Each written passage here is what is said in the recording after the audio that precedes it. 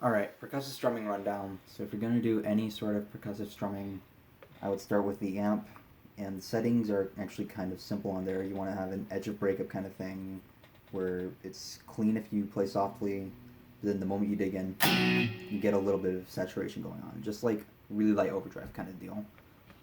So then as far as equalizing, you basically want everything to be at noon or at 50%, and then take your middle frequencies and boost that, so that way you have a lot of body to your tone without adding a lot of harshness. Say if you were to like boost your high end and your treble.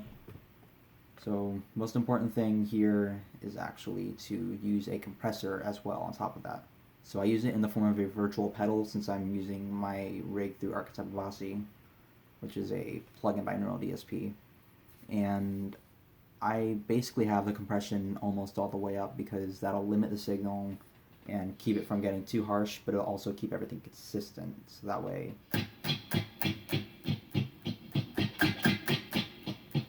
you're not going to have too many spikes in your dynamics.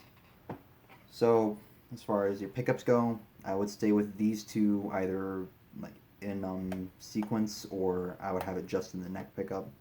And the point behind that is more or less to keep everything from getting too harsh. And that's the whole point of everything tone-wise that we're focusing on here.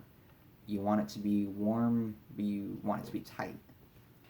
So the amp thing is supposed to keep it tight, have a lot of body. In this case, it's to keep it from getting too harsh.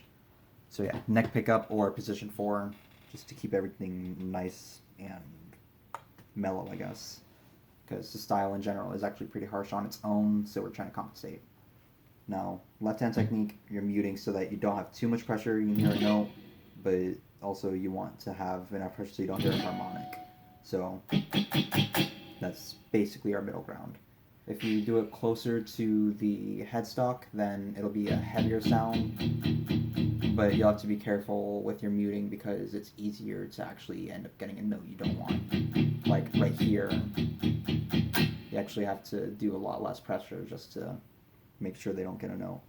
I prefer doing it around this position 7 area, because it's really tight.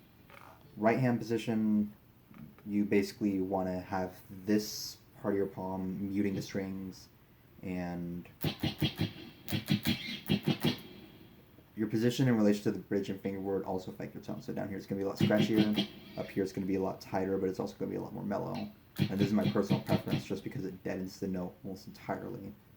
And that's kind of what we want. We're not really trying to emphasize any actual notes here, because it's a purely percussive kind of application. Now, drills to practice this too. Let's start with a slow up, down, down kind of drill, and do that to a metronome. So that way you can eventually bring it up to speed and then mix in your own rhythm. So you go from...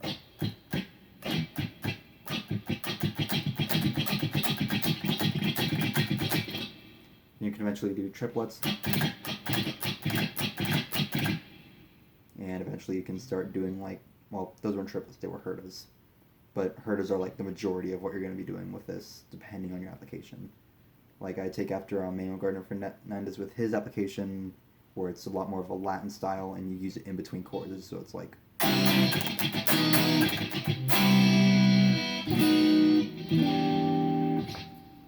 So I hope this kind of puts into light what's going on with this, a little peek into my head as far as what I'm trying to do with it, and I don't know, hope you get a kick out of it.